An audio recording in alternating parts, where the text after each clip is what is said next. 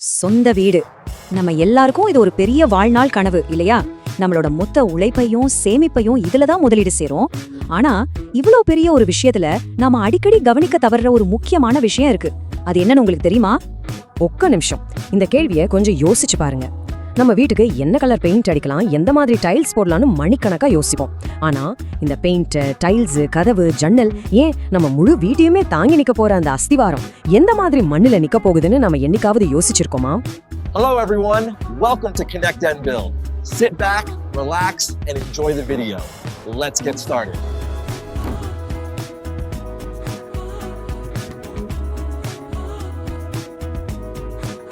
Like, share, and subscribe to Connect and Build. I have already done. Did you guys subscribe?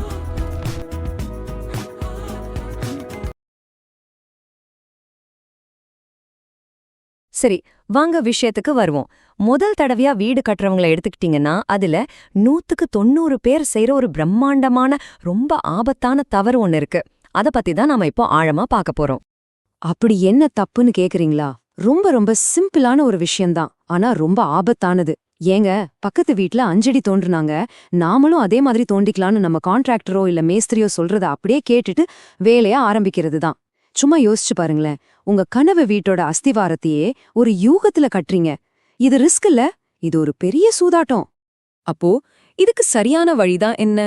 ஒரே ஒரு வழிதான் இருக்கு. உங்க நிலத்தோட health எப்படி இருக்குன்னு செக் பண்றது. ஆமாங்க, உங்க நிலத்துக்கான ஒரு முழுமையான ஹெல்த் ரிப்போர்ட் எடுக்கிறது தான் அது.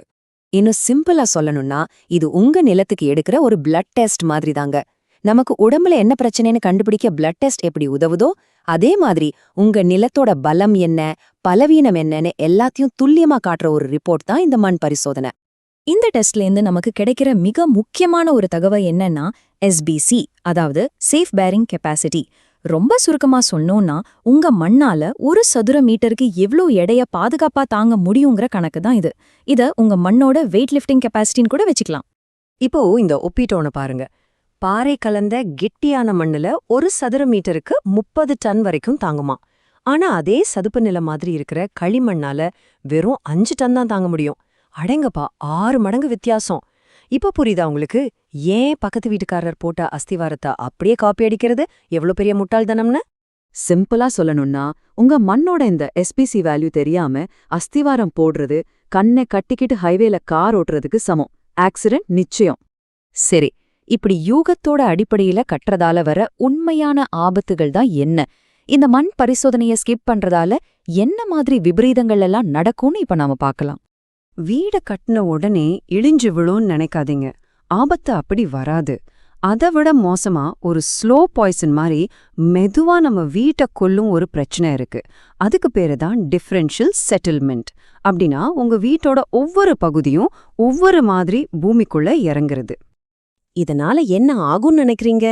உங்க புது வீட்டு சுவத்துல பாத்தீங்கன்னா நீளமா கோணல் மணலா கீறல் விடும். லட்சக்கணக்குல செலவு பண்ணி போட்ட டைல்ஸ் உடைஞ்சு போகும். கதவையும் ஜன்னலையும் நிம்மதியா மூடவே முடியாது. இப்படி கொஞ்சம் கொஞ்சமா உங்க கனவு இல்லத்தோட மொத்த பலமும் குறைஞ்சுக்கிட்டே போகும். சரி, இந்த சாயில் டெஸ்ட் பண்ண எவ்வளவு செலவாகும்? ஒரு தோராயமா பார்த்தா ஒரு 15,000 ரூபாய் ஆகலாம்.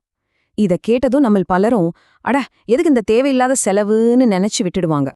ஆனா இங்கே நாம கேட்க வேண்டிய உண்மையான கேள்வி என்னன்னா, இந்த 15,000 ரூபாயை மிச்சம் பிடிக்க நடிச்சுட்டு நாம இழக்க போறது எவ்ளோ? பாருங்க, இங்க 2 விதமா நாம ஏமாந்து போறதுக்கு வாய்ப்பு இருக்கு. ஒன்னு ஓவர் டிசைன், அதாவது உங்க மண் ஆக்சுவலா ரொம்ப ஸ்ட்ராங்கா இருக்கலாம், ஆனா அது நமக்கு தெரியாததால தேவையில்லாம ரொம்ப ஆழமா அதிகமா கம்பி சிமெண்ட் எல்லாம் போட்டு அஸ்திவாரம் போடுவோம். இதுல என்ன ஆகும்? சும்மா குறைஞ்சது ஒரு 5 லட்சம் ரூபாய் காசு கரியாயிடும். 2வது, இதை விட ஒரு பயங்கரமான விஷயம் அண்டர் டிசைன். உங்க மண் வீக்கா இருக்கு, ஆனா நீங்க அதை கண்டுக்காம எல்லாரும் போடுற மாதிரி சாதாரண ஃபவுண்டேஷன் போட்டா அவ்வளவுதான், வீடு மெதுவா உள்ள இறங்க ஆரம்பிக்கும், சுவத்துல எல்லாம் விரிசல் வரும், உங்க நிம்மதியும் அதோட சேர்ந்து இறங்கிடும். இது ஒரு சரி செய்யவே முடியாத பேரழிவு.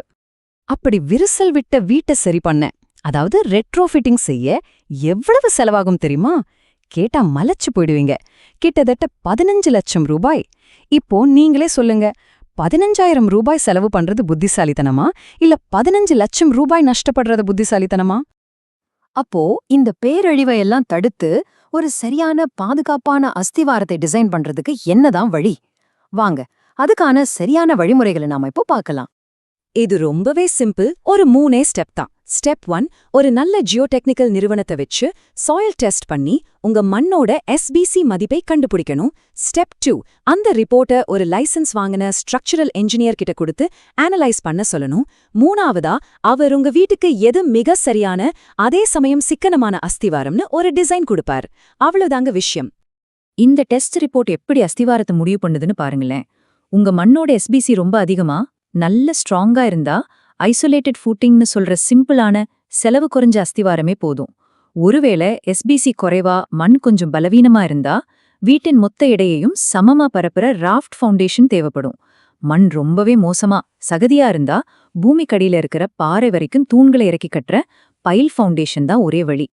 ஆக, இப்போ உங்களுக்கு நல்லாவே புரிஞ்சிருக்கும். இந்த மண் பரிசோதனைய தயவு செஞ்சு ஒரு செலவா பார்க்காதீங்க. அது உங்க வீட்டு பாதுகாப்புக்கும் உங்க லட்சக்கணக்கான ரூபாய் பணத்துக்கும் நீங்க செய்யற முதல் மற்றும் மிக புத்திசாலித்தனமான ஒரு முதலீடு. இந்த ஒரு வரிய நல்லா ஞாபகம் வச்சுக்கோங்க. மண் பரிசோதனைங்கிறது ஒரு செலவே கிடையாது. அது உங்க குடும்பத்தோட பாதுகாப்புக்கும் அவங்களோட எதிர்காலத்துக்கும் நீங்க போடுற முதல் மற்றும் மிக முக்கியமான அஸ்திவாரம். இப்போ முடிவு உங்க கையில தாங்க இருக்கு.